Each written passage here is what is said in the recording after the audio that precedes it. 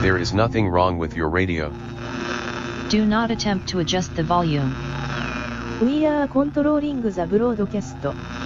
For the next hour we will control all that you hear. You are about to experience the knowledge and insights of the Media Mothership. All right, we're here live as always on Thursdays in Edge Radio doing Media Mothership, broadcasting out of Edge Radio Studios in Nipaluna, Hobart, Tasmania. On this show, we explore how media can shape our understanding of the world around us and all manner of other oddities and weirdness.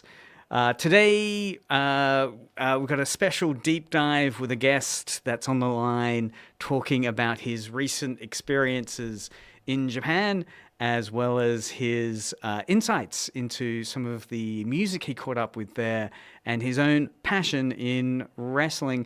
That's Trent Breward. Trent, are you on the line now? Yes, I can hear you loud and clear. Thank you very much for having me, and a good afternoon to all of the listeners on Edge Radio. Thank you very much for having me. Great. Yes, I'm just amazed that the technology works.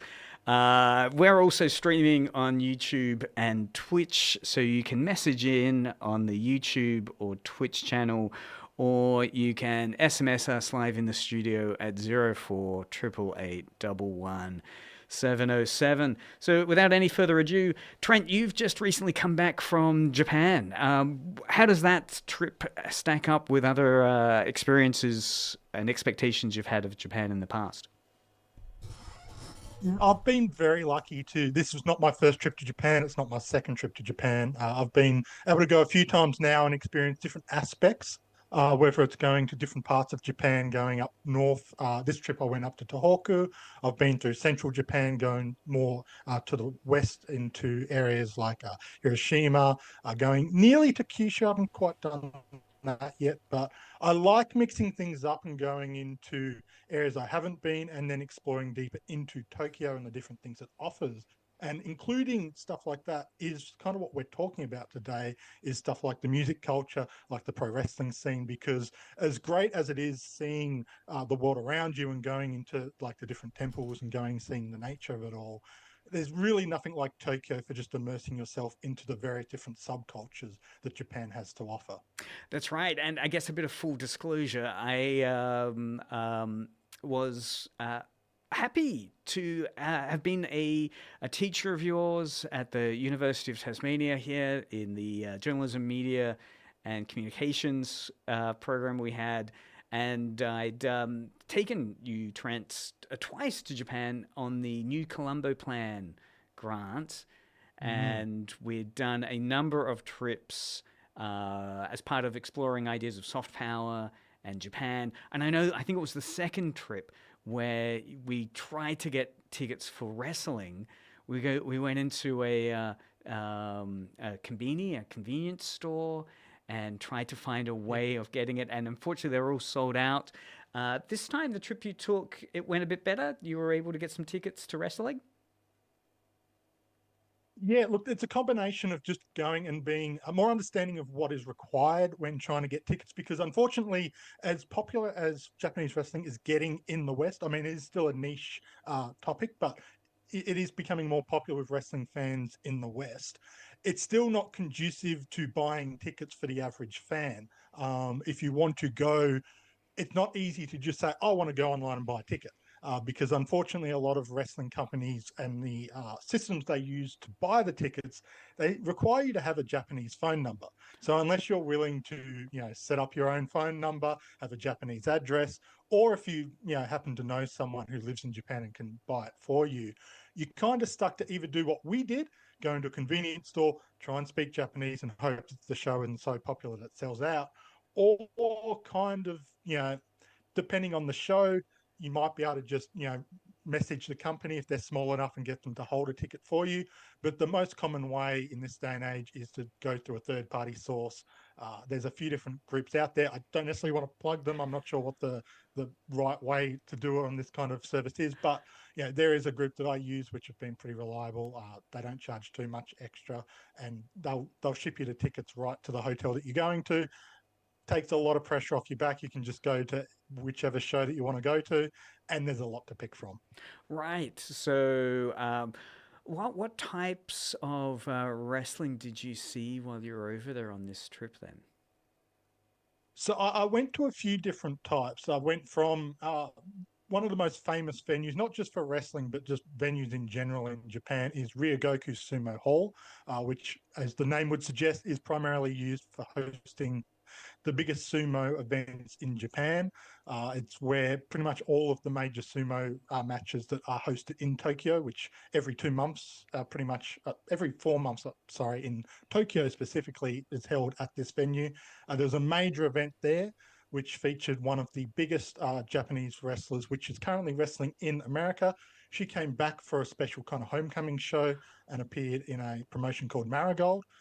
They had their biggest show of the year in Ryogoku Sumo Hall, had about 3,500 people at the show. And it goes from a venue as big as that down to this little show which is held in an old dentist office where they don't No. even use a wrestling ring because they literally can't fit it in the building. So they just wrestle on a chocolate mat. And it's called Chocolate Square because of the color of the mat. In a promotion called Choco Pro, it's very DIY, do-it-yourself kind of punk aesthetic, mixed with the kind of bubblegum pop styling that you would expect from the Japanese kawaii culture. And that kind of fusion is so at odds with like what a lot of people would picture from wrestling, but it just works so well. You're right at the front. There's no ropes. You are the ring ropes. You kind of can fun experience. You know, whenever I go to Japan, I typically go to about 3 or 4 different shows, and it's fun to get that mix from the big, big stadium shows to the little tiny 20 people crammed into a building because, if you had 21 in there, it's a fire hazard. No, thank you. I mean, Zoom is turning your voice into a bit of a robot. I'm hoping you're still on the line, Trent. Is the connection still working?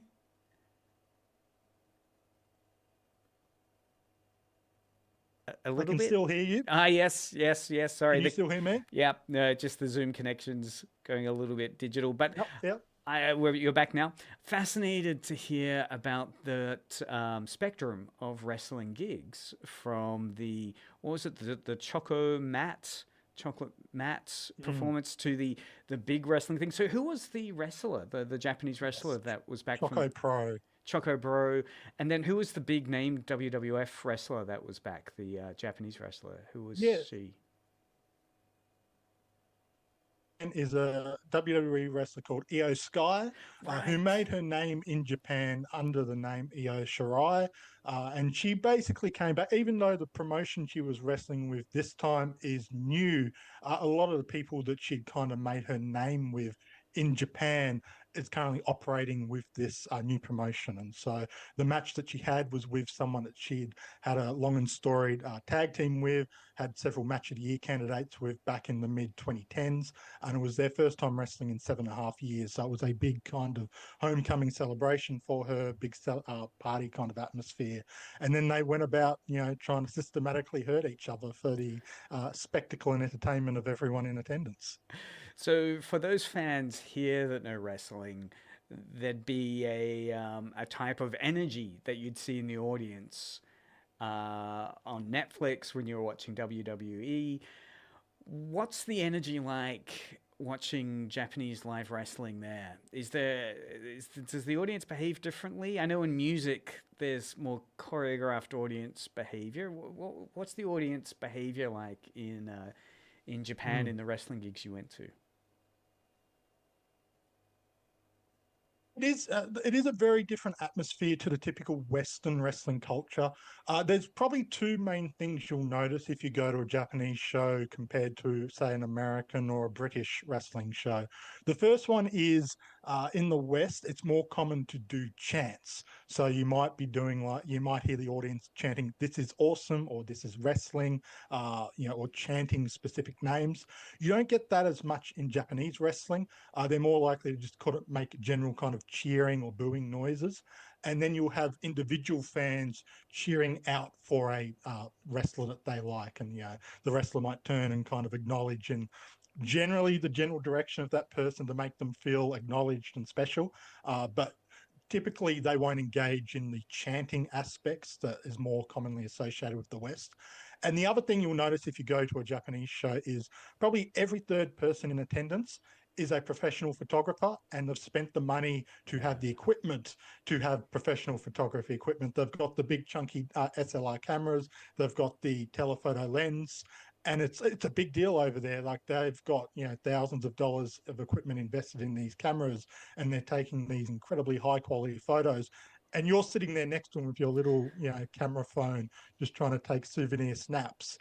And if you are with the online fan culture for Japanese wrestling, you will see these high grade professional quality photos, which have been taken from halfway across the arena, and the photos that they post look like they're right in front of the Wow. wrestlers. It's fascinating and incredible to see kind of the dichotomy between what you would expect the fan to just be there and maybe having a camera phone versus looking like they're being paid professionals.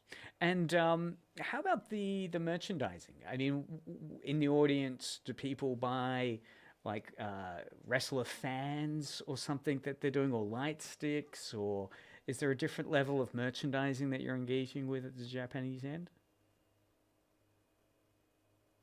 It definitely depends on the promotion. There are some promotions, especially say the Joshi or the women's wrestling, if they lean more towards the idol culture, they might engage with like the light sticks.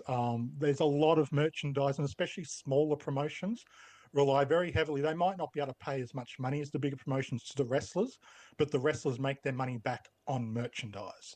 And for example, the show I went to at Ryogoku Hall, of the say 3,500 people that were there, I reckon a good 60% of them were probably in line trying to buy merchandise when the doors opened. And then of those 60%, probably another 30% were then there after the show trying to get photos with the wrestlers and autographs. And it is big business over there.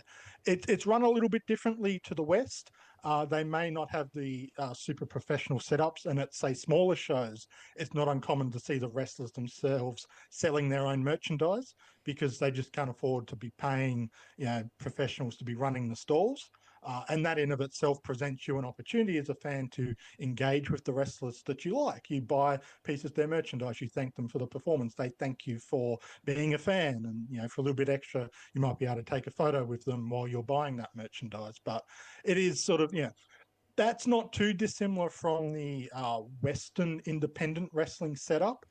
But especially when you combine it with certain idol tendencies that certain promotions utilize, you do see certain differences really highlight themselves. Because it was something I'd only seen in the music scene, I guess, in Japan on trips we'd taken, where after the smaller gigs, you had the opportunity to do, I think it's referred to as the handshake event or something. You go Yes. and you join the queue for the artist, the performer that you enjoyed the music, and then you get a handshake with them. And yeah, obviously, if you brought some merchandise, you could. Was that similar with wrestling? Is that like after the event, there's an opportunity to meet the wrestler, as you were saying? Yeah, there's definitely sort of meet and greet opportunities with wrestlers. Again, it depends on the size of the promotion. Bigger promotions maybe will have one or two wrestlers allocated per show, which run meet and greets. They might have separate events outside of the shows themselves. And then you'll have wrestlers which will kind of run their own meet and greet opportunities, especially if they're independent and not sort of connected to individual promotions. They might be doing an event at a bar where it's like, I will be serving drinks at a bar. You can come to the bar and get the opportunity to interact with me, Right. which kind of combines with the fact that some wrestlers kind of have side jobs, which can include working at or running a bar. There's several wrestler owned and run bars around Tokyo, which then lean in. The wrestlers come in and do special shifts at those bars. And it's kind of a self-fulfilling kind of gig economy within this larger wrestling economy. Did you have much of an experience in that engagement yourself while you were over there? I've been to a couple of those kind of places. There's a very famous wrestler that works for New Japan Pro Wrestling, which is the biggest promotion in Japan, called Toru Yano, and he runs his own kind of. It's kind of a bar restaurant-y kind of vibe. It's bigger than your typical izakaya restaurant, but it's similar kind of food. And that's run not too far from some of the biggest venues in Japan. I didn't go this time, but a couple of years ago I went there, and he was operating the bar, and he'd come over and chat with you. And it's just kind of casual kind of setting. It feels very different to what you would expect from the typical fan wrestler engagement setting. Because like he's just come over and casually chatting with you, as opposed to you're in line, you go, you buy merchandise, you thank them, you take a photo kind of set situation. It's an unusual experience, but yeah. How's the language barrier? Tough. There are some wrestlers which have decent Japanese, especially those who might travel to America. Because of the growing popularity of Japanese wrestling in America, there have been a lot of promotions in America, the independent promotions, which have been bringing in Japanese wrestlers to do tours. And because of that, Japanese wrestlers have been improving their English, as well as those who kind of recognize, if I have good English and I utilize that on social media and YouTube and stuff, that just naturally increases your fan base internationally. Some of them not so good, but they recognize the opportunity. Like if you leave a good impression on a fan,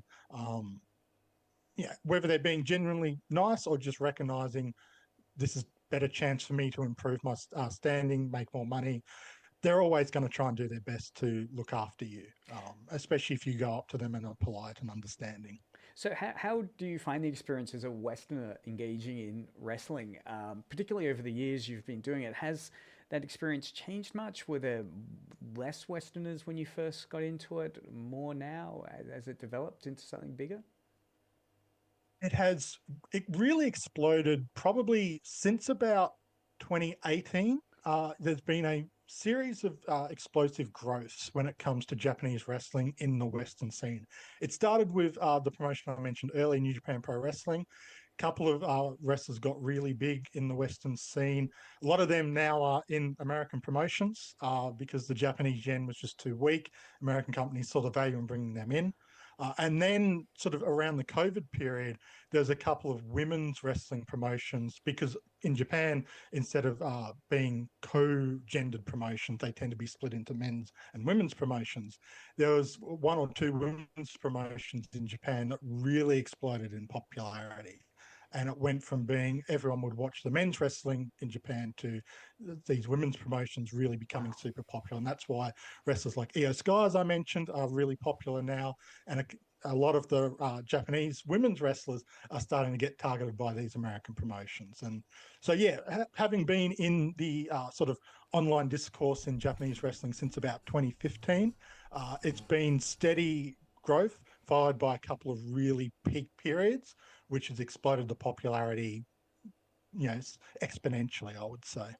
Is the Japanese style of wrestling different from the Western style? Do people talk about the Japanese style presenting a different type of flow or move or relationship with the type of wrestling moves? What are those Very differences? much so. There's a couple of reasons for that. Just looking at the way Japanese wrestling is presented in general, because in America, a lot of the big promotions live or die on being on weekly television. So how they show their wrestling and produce it is based around guaranteed weekly television, whereas the Japanese model relies on touring. So you assume that not everyone's going to be watching every single show that a promotion puts out in Japan. So storylines and feuds and rivalries progress differently in Japan than they do in the West, where they assume every Monday night at 8 o'clock, you're watching these 2 hours. So in America, there's a lot more talking in English, whereas in Japan, they're not going to be in the ring for 20 minutes talking about their life story, which as a Westerner who doesn't speak Japanese, that's quite helpful. But as a result, a lot of the storytelling and stuff happens in social media, in interviews, which you then have to hunt down. It's not necessarily presented in an easy 2-hour segment on national television. And the wrestling style itself, is typically harder. It tends to be stiffer. It tends to be seen as quote unquote more realistic. A lot of the America, like WWE, which is the easiest one to use as an example, because most of your listeners, if they know wrestling, probably use WWE as their example.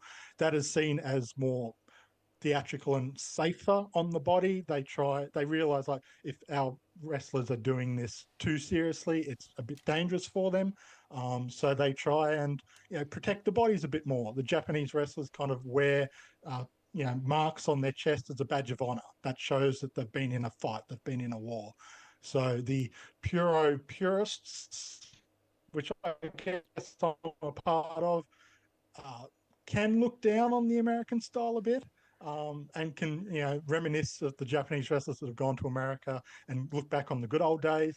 But it just depends on what kind of wrestling you prefer. And even within the Japanese scene, there's a massive variety. You get the real sort of sports presentation, the hard hitting style, and then another promotion will have a giant 10-foot inflatable panda wrestling and a sex doll as part of their act. It is all very different kind of stuff. So did I hear that correctly? The purists? Puro. So it's short for puroresu, or pro wrestling in sort of Japanese. Right. Puroresu. I was surprised. I came across a fascinating fact. Way back in the day, Hulk Hogan had his early career in Japan as a wrestler. So the Japanese... Yes, he put in a bit of a stint in Japan, and he had a different finisher. He didn't use the leg drop. He used a clothesline, using the arm, which he called the axe bomber. And a lot of people look at the matches he wrestled over there and were kind of like, oh, why isn't he wrestling as hard in America than he did here? Because the expectation in Japan is you have to wrestle a certain style. You can't wrestle the same way in America as you do in Japan and expect the same reactions. So the Japanese wrestling scene goes back a long way. It's one of those... do you know dates of when the wrestling scene in Japan emerged? Was it a post-war American influence kind of thing? Yeah, it's definitely influenced kind of around the post-war. A lot of wrestlers, even though they speak Japanese, the moves are called or said in the ring using English terminology.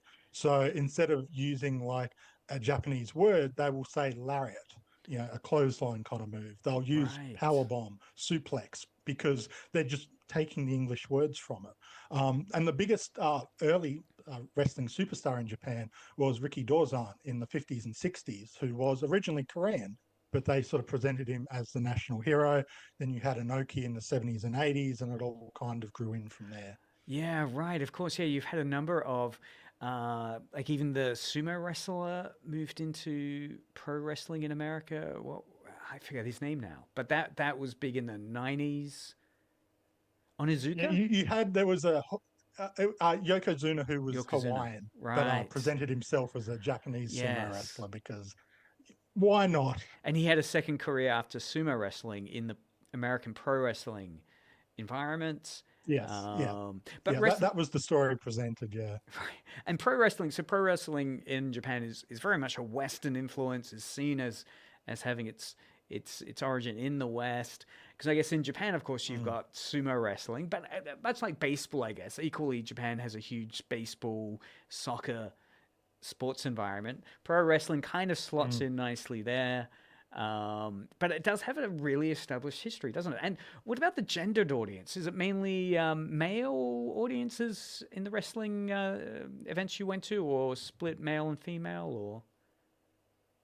Very much depends on the shows you're going to. So if you're going to, and depends on the promotions as well. So if you go to a men's wrestling promotion, so New Japan, Pro Wrestling Noah, it can be pretty split, 50-50, which can surprise a lot of people who expect it to be very heavily male-dominated. There are some promotions like Dragon Gate, which leans more into, say, more handsome men wrestling, which can be predominantly female fan bases. Right. When it comes to the women's wrestling promotions, that does tend to skew more in the men's side, but that's more of a recent trend, because when you look at the late 80s and early 90s, when wrestlers like the Crush Girls were wrestling, when women's wrestling was the biggest it ever was in Japan, and there's actually a Netflix documentary, a Netflix show called Queen of Villains, which kind of covered this period. that was predominantly young women who were watching that product and were seeing these wrestlers as aspirational. It's just as that kind of scene hit a bit of a downswing, they realized we can guarantee a certain market by presenting attractive young women. What's the primary demographic for people who want to see attractive young women? Men. They'll pay money to see that. But that demographic is starting to ease up a little bit, and as they draw more women back in, but that area is still more dominated by men. Fascinating, isn't it? That so this was the Netflix series. What was it? Queen of Villains.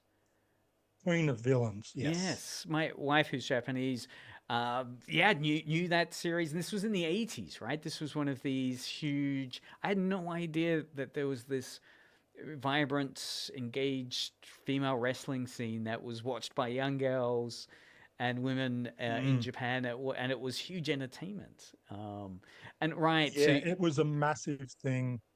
and as you're saying, that They kind were of able to wrestle in the Tokyo Dome, which women's wow, wrestling hasn't been able to get back to. really. So that was really the high point of women's wrestling, where it was. Yeah, 1994 when they got there, the big egg. Wow, fascinating. So again, we're on the Zoom call here with wrestling fan Trent Breward. He's just returned back from a trip to Japan, and he's letting us know what the Japanese wrestling scene's like, the pro wrestling scene there's like. We've got, I don't know, maybe a few more minutes left before Zoom crashes on a free plan that we're using.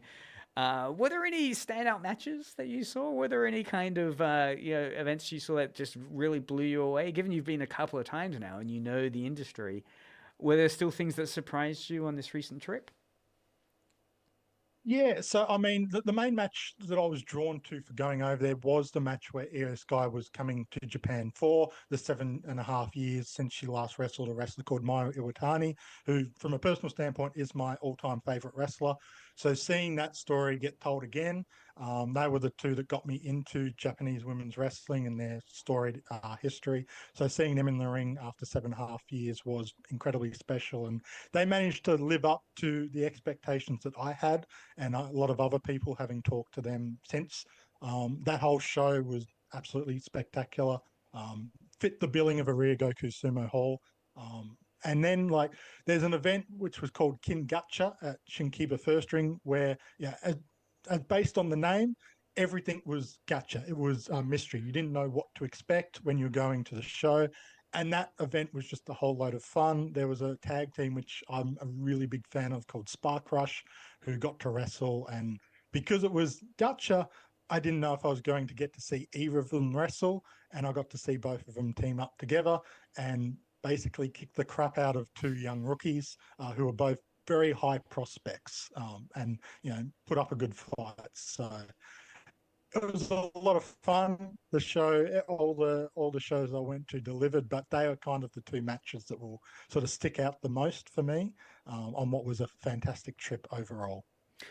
Well, Trent, thanks so much for taking us into this huge deep dive into wrestling. We haven't even got around to the music space, so we'll have to bring you back in a future week to go into the live music scene, which I know you've, from experience, when I took the students over there, had an amazing, I think you're the only person I've ever seen in a Japanese music event that did some stage diving into the crowd. So well done, man. And of all the people, it was me.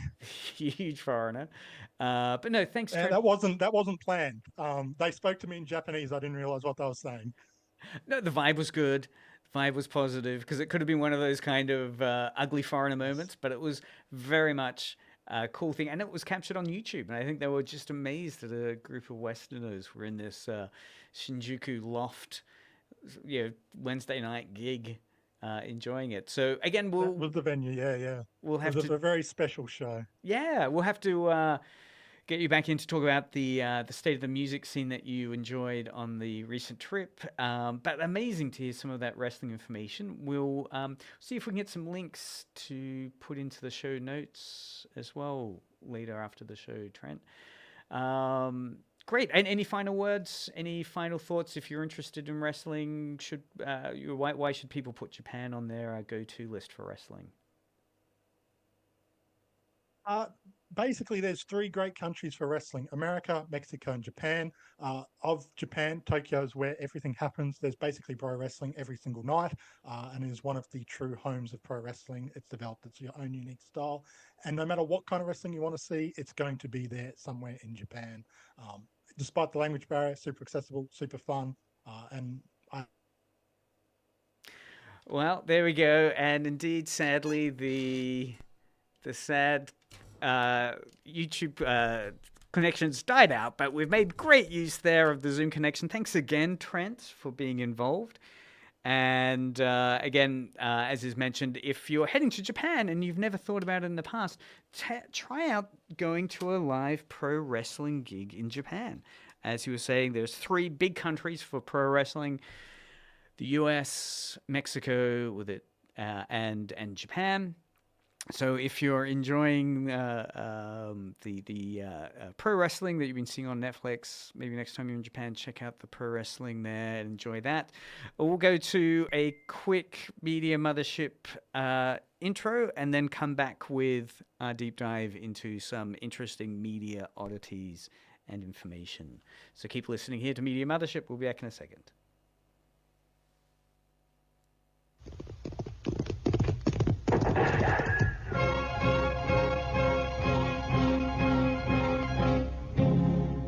Around Hobart City and in the territory out west, there's just one way to handle the media and the spoilers, and that's with a radio host and the sound of Media Mothership.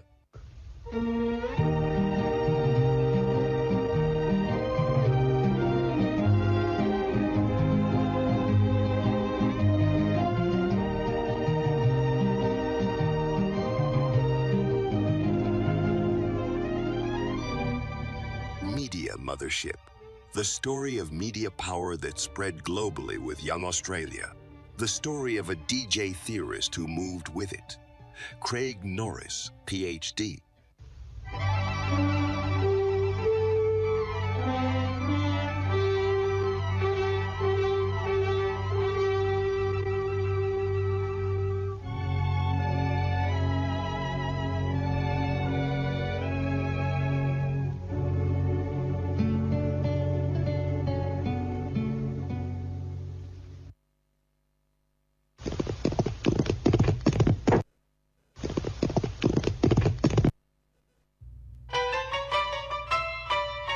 Duffy's Tavern, where the elite meet to eat. Duffy ain't here, but Archie is, and he's got a special treat for you tonight. He's hosting Media Mothership, the show that brings you the latest news and views from the world of entertainment. And now, here he is, the man who knows everything about showbiz, Archie. Welcome to Duffy's Tavern, where the beer is cold and the talk is hot. I'm your host, Archie, the man with the plan and the brain with the strain.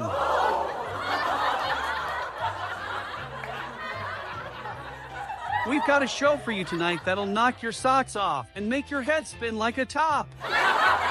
So sit tight and loosen your belt, because we're about to serve up some verbal vittles that'll leave you licking your lips and scratching your head. All right, we'll fade that down. All right, we're all reset up now after doing our live Zoom talk there to Trent Breward about his recent trip to Japan and experience with the Japanese wrestling scene. Fascinating stuff there. We'll post up some further information about that on show notes. You can see that on the podcast information after the show's all finished.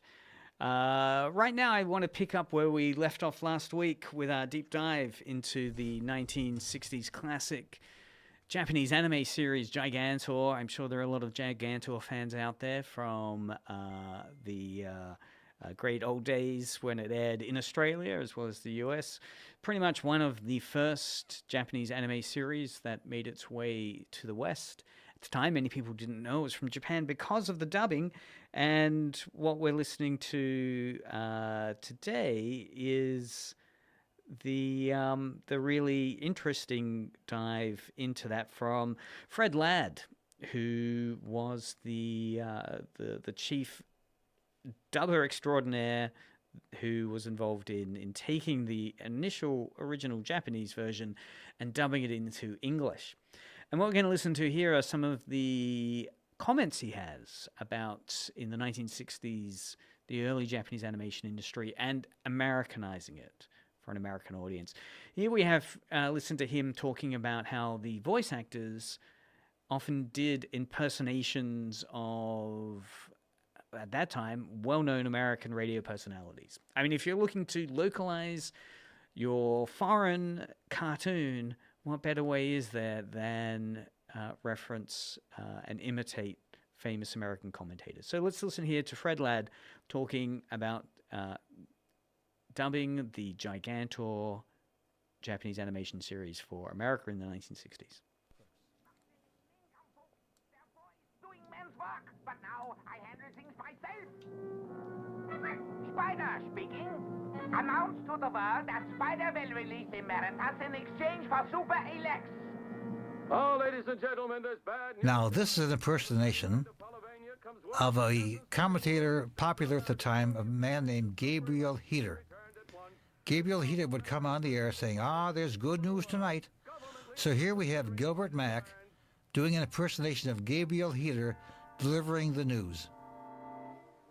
Don't see what there is to argue about. So again, I think that's a really interesting point there, that in terms of localizing Japanese anime into the US culture in the 1960s, it's not just translating it. In fact, they pretty much had, throughout the script from the original Japanese version, it was a genuine American reinterpretation. So putting in and inserting US media culture specifically into the animation that wasn't in the original Japanese. So there you had a news broadcaster that would have zero relevance to today's audience, Gabriel Heater, but was then a famous American radio commentator doing an impersonation of that voice, so that the local audience would listen to it and go, oh yeah, well, obviously this is American culture, even though it's from Japan.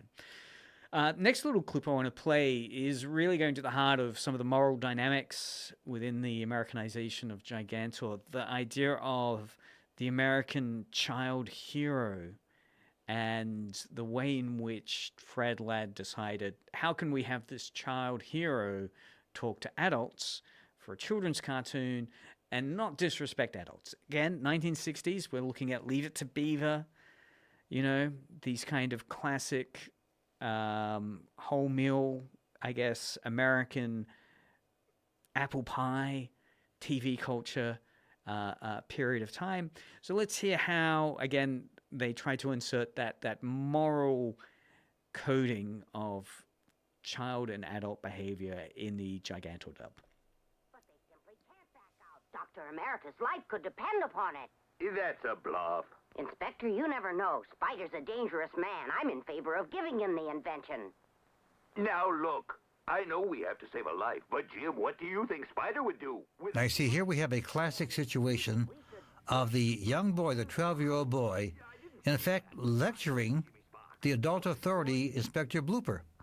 Now, Blooper takes it kindly, and Jimmy often refers to Uncle Bob. Uncle Bob was, in fact, Bob Brilliant is not, in fact, the uncle of Jimmy Sparks. It's an honorary title. Bob Brilliant was the associate of Jimmy's father, who helped to invent the robot Gigantor. Always with respect, Jimmy always talks with respect to Bob Brilliant and Inspector Blooper, even though Jimmy may have a different idea about what is the moral thing to do, what is the right thing to do. He might vary with the adults, but always respectfully, and always took their advice as seriously as he could. So Ladd there is raising a really interesting point where he's describing how the main character in Gigantor, Jimmy Sparks, the 10-year-old, 12-year-old kid that has the remote control that powers Gigantor. Of course, if you've ever seen Gigantor, it's the story of a young child who comes in possession of a remote control of a giant robot called Gigantor, which is used to thwart all manner of crimes and hijinks in a kind of typical 1960s way. But it's basically a wish fulfillment fantasy of a young kid and the power fantasy of controlling a giant robot. So what Fred Ladd, the American adapter of Gigantor, is describing here is how Jimmy Sparks is often in many scenes lecturing the adult authorities, the police, and so forth. But importantly, Ladd says, in terms of their scripting, they had to do it respectively. I mean, you could wonder whether that's a code regulation in terms of ensuring that they were still within the requirements of creating content aimed at children in America in the 1960s. Certainly, I think, reflects that, I guess, stereotype of American storytelling conventions in that period where, child protagonists had to still be seen as morally pure, maybe correct, but certainly not your Stranger Things type early teen characters.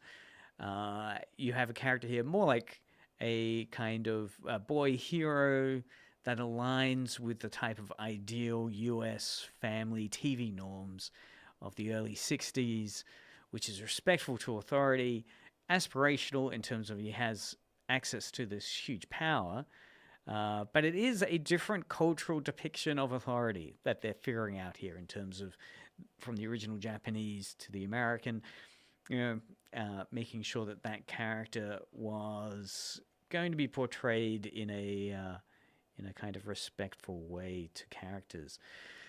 And we can also see that following up. I mean, Fred Ladd goes on to talk about how, while there are moments where Jimmy Spark defies adults, that's always within a context, which he goes on to explain here.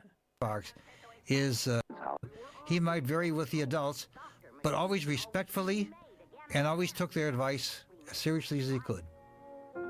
And that night, at Bob Brilliant's house. This is Spider speaking, Dr. Brilliant. Hope you're watching. We're going to see a case here in a moment where Jimmy Sparks is not only going to take issue with the adults, but is going to go his own way, seemingly in contradiction of the adult voice.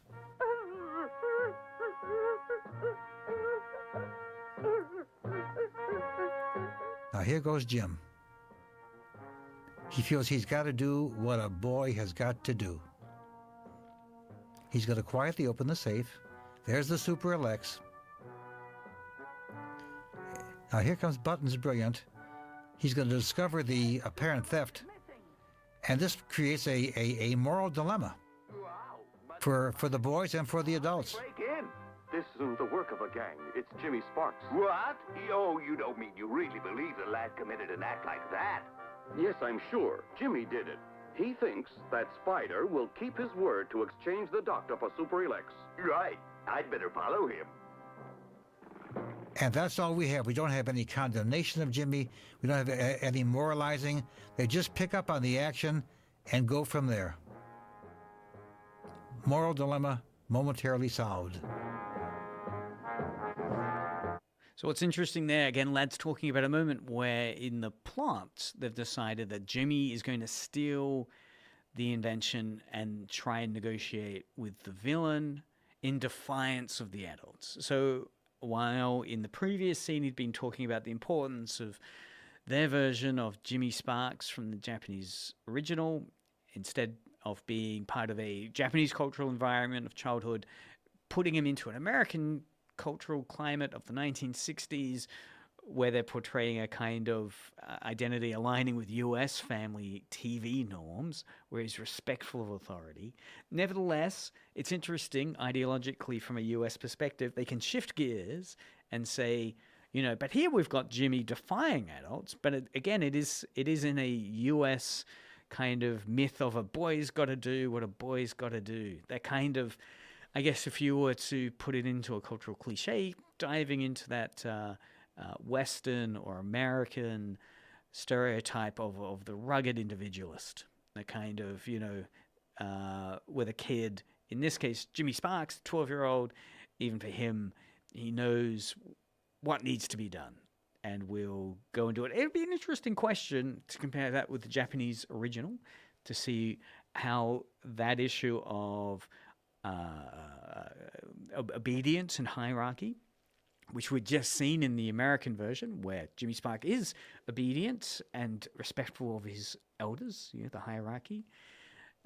It can be in the American version, but then also can tone shift into this rugged individualist trope, as we're hearing here, as a kind of interesting cultural reinterpretation, maybe, of children's heroism that's going on here. So to bring it back to what Fred Ladd's saying, we'll dip back into the episode as Jimmy is stealing that invention and negotiating with the villain. They're coming. That means they want to exchange super elects for the doctor, but I'm not going to give him... You'll also notice that Jimmy Sparks himself is piloting the boat, and he's got the super elects with him. Again, now in contradiction of the recommendation of Dr. Bob Brilliant and Inspector Blooper. He's going his own way. So, Jimmy Sparks, you are a spunky young man. Did you bring super relax? Spider, you astonish me. I always thought you were supposed to be a pretty smart customer, yet you select for a rendezvous the deepest part of the ocean. Yeah, so what? So if I drop the super elect here, even your submarine won't be able to recover it. Hey, what do you think you're doing, you crazy kid? Spider, better send the doctor over here. Pass the super... So we see now Jimmy is also a tough negotiator. I mean it. Either you hand over Dr. America... But he can afford to talk tough. He's got the remote control box that controls the world's biggest and mightiest robot. The one, the only, Gigantor. So again, there we're seeing the climactic scene in episode 4 of Gigantor that Fred Ladd's unpacking as representing this kind of rugged individualist child hero narrative that he's inserting into the scene where, even though Jimmy Sparks is a child in the 1960s and has to conform to US family television norms of what a child should be doing, nevertheless, it's a cartoon, and there are aspirational tropes like the rugged individualist, which they can also dive into and have Jimmy be able to defy the adults, negotiate with the villain, and win the day.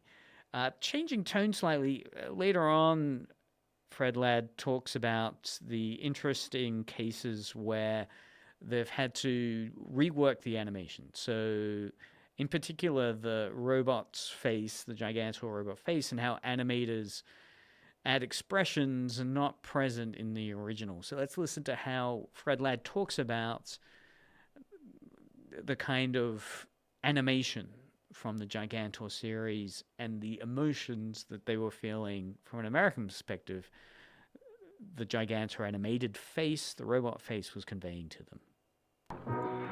A determined look on Gigantor's face here. That was a liberty taken by the animators. Normally, Gigantor's expression never changed, but the animators would, to show determination, often just create a little frown line and put it in, innocuously, so that it didn't show much, but you knew that the robot was determined.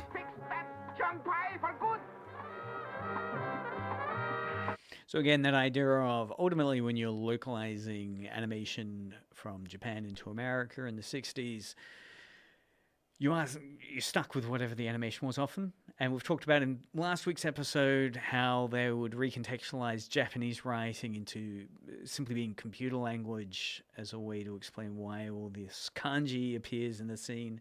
So sometimes they'll do it diegetically within the storytelling and try to say, wow, we're in a computer space, so this is computer language. For those audiences in America that had no exposure to Japanese language.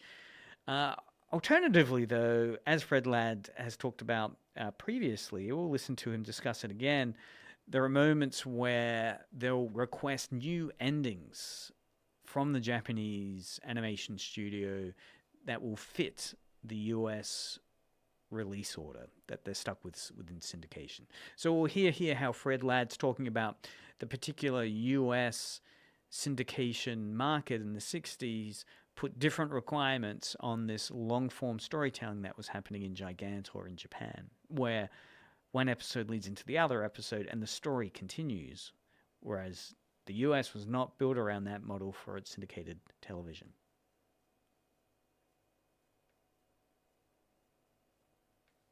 As we'll listen here. Hold on, let me just cue it up.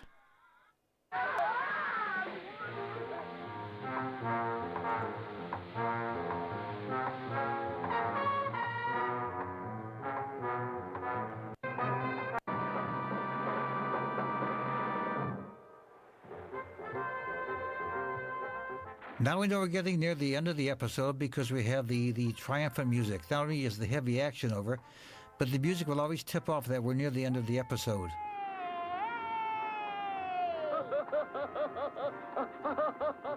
Now here we also had to be careful because there's another episode coming up with the character of Captain Spider. So we had to make sure that the ending, as it was produced in Japan, met our needs of being able to extend it into another episode, even if it meant shooting a new ending for this episode. And as I recall, that is what we did here. If you think a few little drops of water can keep the spider down, you've got the rocks in the head. So that's pretty huge revelation there in that commentary track from Fred Ladd in the 1963 Gigantor episode 4, where he's saying that early U.S. animation early U.S. localizations of Japanese anime, like Gigantor, would sometimes completely alter the narrative structure and then require that new endings be filmed so that the series could play out of order. In the US, stations weren't required to play episodes from 1 till whenever in order. It could be mixed up. It could be a mess. And this is, of course, in the 1960s, so we're talking about non-serialized, non-continuity, standalone episodes. So they had to then make sure that if the end of an episode, as we just heard there, was setting something up, they would just have to require it to be redrawn so that there was a natural narrative closure there. So again, an odd bit that shows the depth of modification that Gigantor went through, way beyond dialogue, way beyond just dubbing the anime. It was actually shooting new endings for some of the episodes to conform to the non-serialized structure of US television entertainment in the 60s for children's television. Anyway, fascinating deep dive there. That's today's show. Again, thanks Trent Breward for being involved in the first half of the show, taking us into a deep dive into Japanese wrestling. Again, we'll post some notes up there if you're interested in that for your own trip to Japan in the future. This has been me, Craig, for Media Mothership on Edge Radio for another week. Show notes, again, including hopefully some of those links will be available on the YouTube and Twitch for the show, as well as on the podcaster provider of your choice. You can listen to previous episodes of Media Mothership on YouTube, Twitch, and at edgeradio.org.au, or your podcast provider of choice. We'll be doing a bit of field research next week, so no Media Mothership next week, but we will be back the week after. As 2025 is coming to an end, we'll be doing some really fascinating recaps of the exciting media that's been going around this year.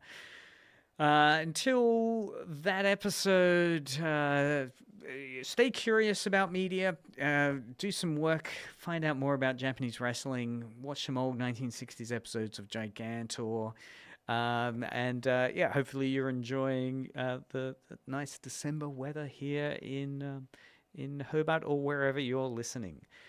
Right now, we'll listen to some wonderful Edge tunes and keep listening to some great music.